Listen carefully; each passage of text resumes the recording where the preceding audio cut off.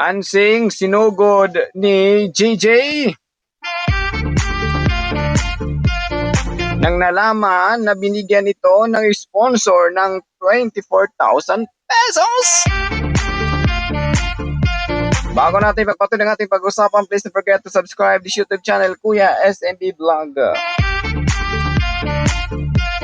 So alam naman natin mga kadadis Frankie, ang nangyayari sa kanilang pamilya JJ and Ansing. Nandun yung point yung selusan. At kahit alam natin na gano'n ang ugali ni JJ, pero nagsiselos pa rin. So alam naman na karamihan mga ka-idol, na si JJ tahimik lang na tao. Hindi katulad kay Ansing kapag may dumarating na kung sino-sino sa pamamahay ni Kuya JJ na nakikiamoy. Nakikiramdam. So alam naman natin kung gusto ni Ansing na mayroon din, kung mayroon si Oliver, mayroon din si Ansing. So yun ngayon, yung nakarang araw, naka-receive si Ansing ng 24,000 more. Nang nalaman ni JJ, sinugod ito. At humingi. May ganun bang pangugali si Kuya JJ? Sa mga may opinion, reaction, please comment section below.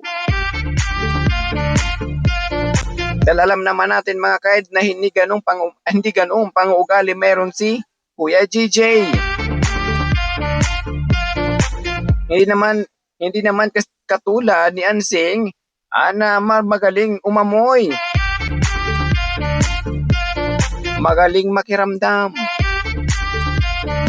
Kung may mga blessings para kay Oliver na dumating.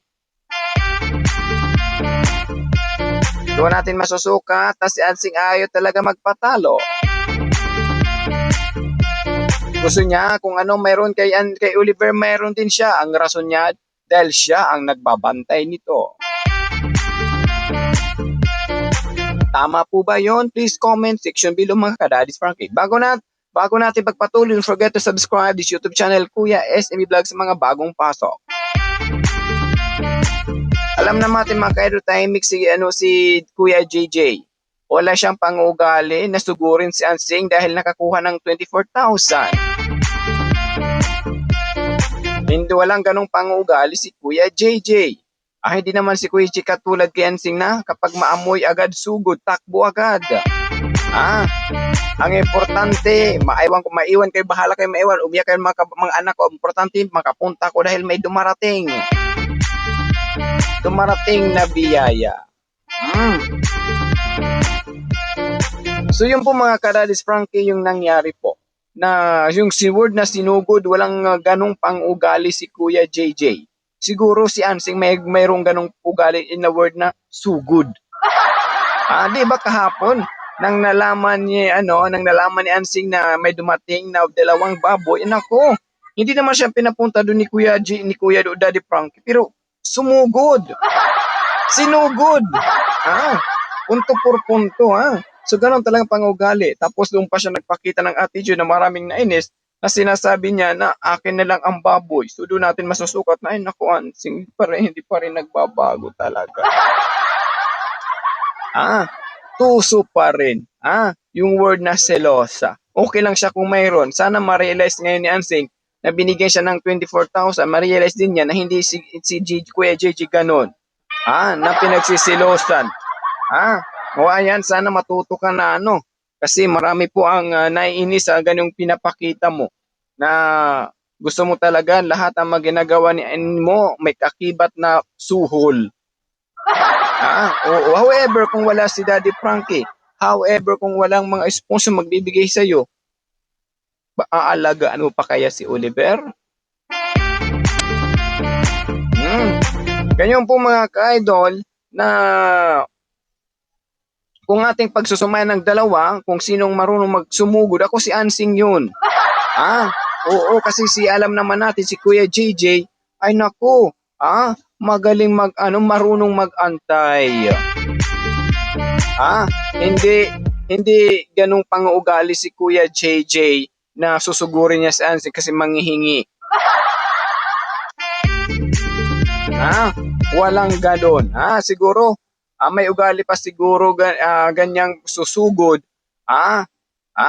Yung aking mga viewers dyan, agay, nawala-hulaon talaga, hindi umayos ka. Oy, Miguel Love, shout again at Tita Hanis,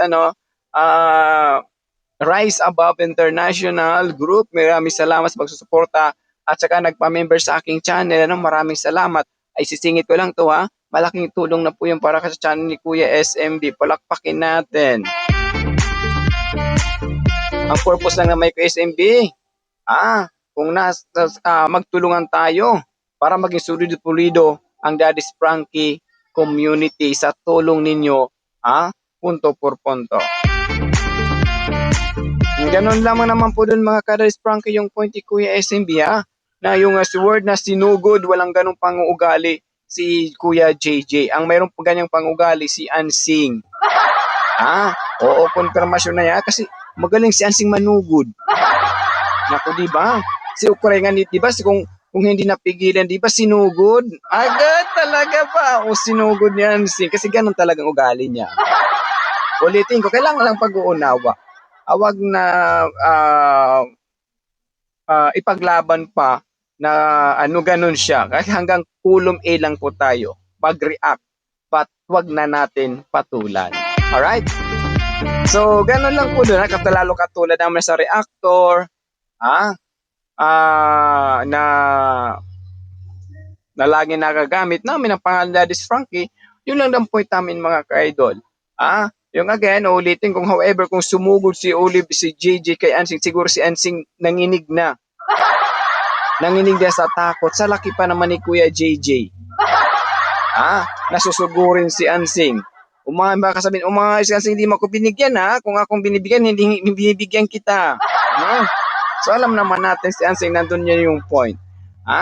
Sana, ang nangyari po, na what I mean yung point, ni Kuya JJ na sana doon kumuha ng example.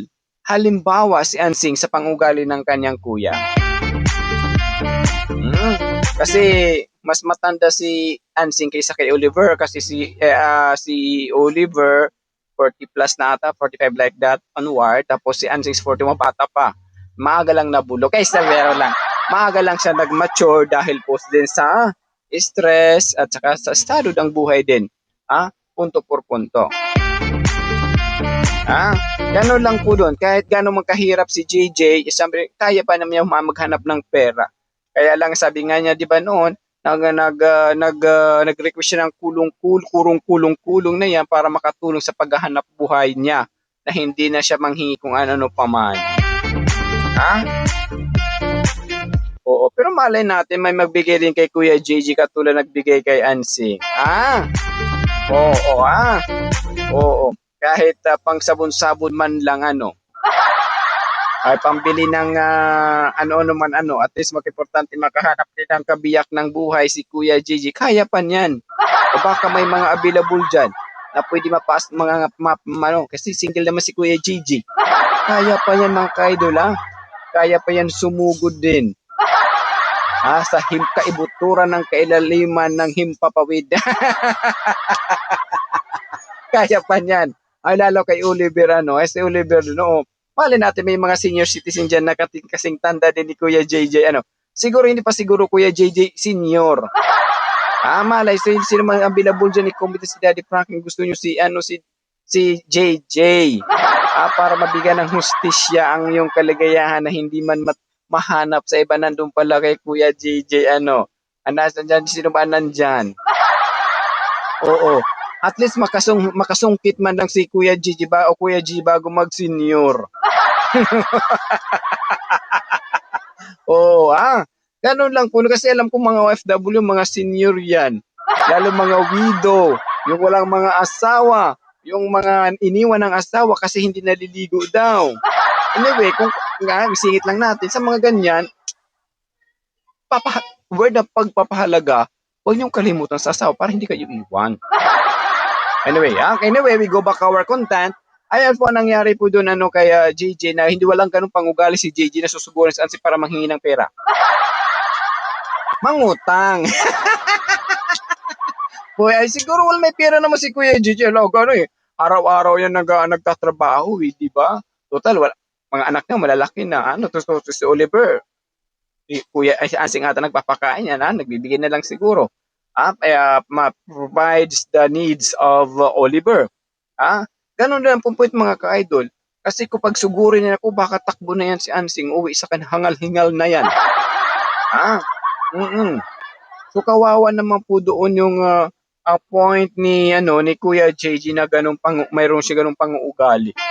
Siguro maniniwala ko mga ka-idol na si Ansing may ganung pang-uugali pero si Oliver si Kuya JJ wala.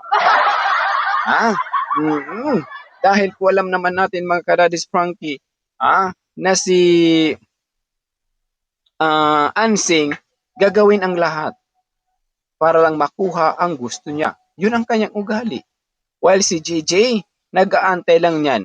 Nung nakaraan, nag-request lang siguro siya dahil makatulong man lang sa panghanap po pero hanggang dun lang siya.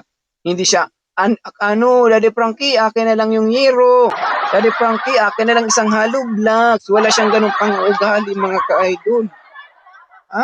Kung susumahin natin, kung ating kukumpara si Ansing sa si JJ, para sa akin, mas safe si Kuya Oliver kay JJ.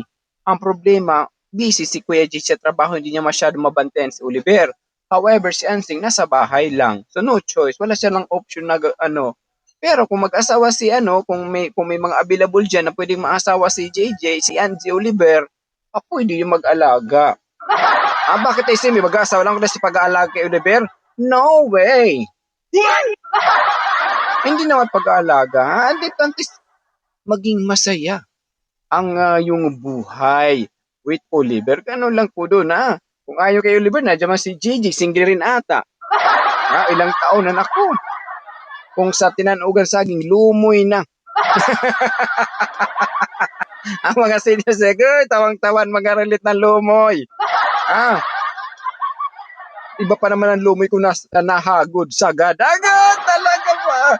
Oo, sagad na relate si Mama si Mama Goy. Hindi ko nabasa. Sagad, relate, much better, much. Agad talaga. Kaya, anyway, we go work our content. Ano lang yung advertisement kahit paano maging masaya man lang kayo dyan. Anyway, yung point ni Kuya S mga kaidol, walang ganung pang-attitude si Kuya JJ na sinugod si Ansing, nanghingi ng kalahati. So hindi na ng pera sa 24. Naku, baka magwala si Ansing. Baka minura na, baka lumakin ang mata ni Ansing. Alam naman natin si Ansing, okay lang siya kung siya ang manghingi. Pero siya ang hingian, ang haba ng question. Ganon lang po dun mga kadadis Frankie. Yung point ni Kuya SME sa mga nandyan, don't forget to subscribe to YouTube channel Kuya SME Vlog. Magtulungan tayo, walang alas sa community ni Daddy Frankie. Basta nasa tama at sa katwiran, kaya natin yan ipaglaban. Ganon lang po dun, mga point. Kasi yung iba-iba yung opinion. Lahat naman tayo may iba-ibang opinion, reaction, regarding po dyan. Ang importante lang naman natin, unawa, pag-iintindi, malawak ang pang-iisip sa lahat ng bagay, maiintindihan. Ganun lang po yun. Kasimple. It's a very simple problem. Madali lang po yan masolusyonan. Ganun lang po. Kasi kung magsugod, kung ako Kuya JJ, hindi na susugurin sa Ansing. Sa daan pa lang, sasalubungin na yan. Hati sa akin, kalahati. Bakit? Ikaw nga din, nagbibigay ng hingi Gusto mo kung anong ibigay kay Oliver, hati kayo. Pero ngayon, hatian mo si Oliver. Okay. Walang ganun ugali si Ansing na hatian si Oliver, ha? Dahil ang punto ni Ansing sa kanya lang. Pero kay Oliver, para kay Oliver at sa kanya rin. Di ba unfair yun, di ba? Na ganung way na si Oliver dapat mayroon siya. Pero kung siya mayroon, wala si Oliver. It's unfair, ha? Oo, hindi po yung tama mo kadadis Frankie yung may ganung attitude. Ha? Na para sa akin, ay para sa akin lang. Para sa Oliver, para kay Oliver, para din sa akin. Ay, again, ha? Oo, wag ganun, ha? Oo, kawawa si Oliver kung ganung attitude man lang, ha? Ayun po mga ka-idol, ulitin ni Kuya SMB, kung mag-base on tayo na kung may ganung pang-ugali si Kuya JJ, sinugod si Ansing, humingi ng kalahati sa 24,000. Ay naku, walang ganung pang-ugali. Si Ansing maybe, pero si JJ pala, walang ganyang pang-ugali. Tahimik na yung tao, nag-aantay na ng bigay. Malay mo, bigyan rin ng mga big sponsors dyan ni Daddy Frankie, si Kuya Oli, JJ din. Ano kayang masasabi ni Ansing? Kung kung bigyan siya, tahimik siya, walang issue. Pero kung si Oliver bigyan kung ano-ano, naku, marami siyang issues pala ka. Ayan mga Kadaris Frankie, maraming salamat tayo sa mga bagong pasok, sa mga gusto magpa-member, please pagpa-member 25 pesos po para kay Kuya SMB, sa mga tunay nagmamahal kay Daddy Frankie lang. Sa mga tunay nagmamahal kay Daddy Frankie lang. Because this is a channel para ito kay Daddy Frankie lang. Wala nang iba. Priority natin si Daddy Frankie, pangalawa lang ang channel ni Kuya SMB. Ito yung channel ko. Priority Daddy Frankie, pangalawa ang channel ko. Magtulungan na lang tayo dito. Kakampi nyo ako mga ka-Daddy Frankie. Again mga ka-idol, hanggang dito na lang po tayo. Maraming salamat. Again, don't forget to subscribe sa YouTube channel. Salamat sa mga pumasok sa aking premiere ngayong gabi o naghabol sa premiere kahit papano. Mabungkal ang dapat mabungkal. Oo. So, supportahan niyo si Kuya SMB sa lahat ng mga bagay. Para alang-alang man lang kay Daddy Frankie. And of course, mabigyan buhay ang kay Kuya SMB channel. Sa tulong po ninyo mga nagmamahal kay Daddy Frankie. Pak na pak. And then, hanggang dito na lang muna tayo mga Daddy Frankie again. This is Kuya SMB para sigurado punto por punto, pack na pack, and full na full. Again, sa mga gusto magpa-member na po kayo, 25 pesos lang po para mabigyan kulay man lang ang kay Kuya SMB channel. Ay salamat ng Tita Hanis sa panguna sa pag-member sa mga Titas Hanis groups. So baka naman nawala talaga. 25 pesos lang naman lamang. Oo, magkaisa magtulungan para maipaglaban ang dapat na ipaglaban alang-alang sa tagumpay nag-iisang charity vlogger, the First Republic of the Philippines, no other than Daddy's Frankie Vlogger. Maraming salamat, of course, Daddy's Frankie Official sa kanyang Facebook. Oo, grabe po mga mga blessing dumarating kay Daddy Frankie. Sana all na lang talaga. Sana balang araw ganun din si Kuya SMB. Oo. So, don't worry. Kung anong mga nagawa ni Daddy Frankie, gagayahin po natin sa pagtulong, gagayahin po natin ang punto por punto at sa gabay, pagsusuporta po ninyo punto por punto. Kung anong mga ginagawa ni Daddy Frankie balang araw, gagawa rin po yan ni Kuya SMB. Step by step lang po yan, punto por punto. Hanggang sa muli, God bless mga ka-idol Frankie. Hanggang sa muli, maraming salamat. Again, don't forget to subscribe this YouTube channel, Kuya SMB Vlog. I love you all. Bye-bye.